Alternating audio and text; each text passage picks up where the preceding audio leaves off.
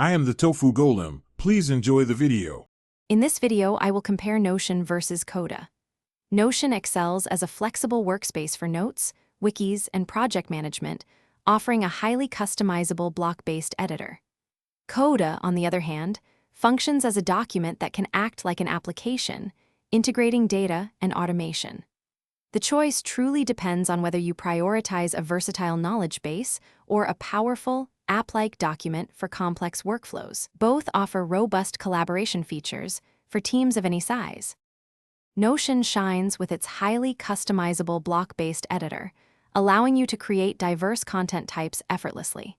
It provides robust database functionalities, perfect for organizing everything from simple lists to intricate project trackers. Its collaborative features make it an excellent choice for teams managing shared knowledge bases and documentation. You can easily build wikis, task boards, and personal dashboards, adapting to almost any organizational need with its flexible structure. Coda empowers users to build interactive documents with powerful formulas, buttons, and automations, transforming static pages into dynamic applications. It integrates deeply with numerous external services, enabling complex workflows directly within your document.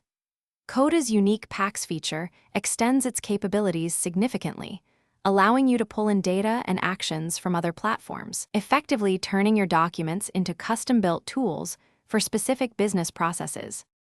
To decide, choose Notion if you need a versatile personal or team workspace, focusing on notes, wikis, and straightforward project tracking. Opt for Coda if you aim to build dynamic, interactive documents that function like custom applications, complete with advanced automation and deep integrations.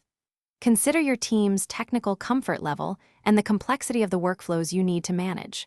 Both are powerful, but serve slightly different core purposes. Thanks for watching. Consider subscribing if we helped you today.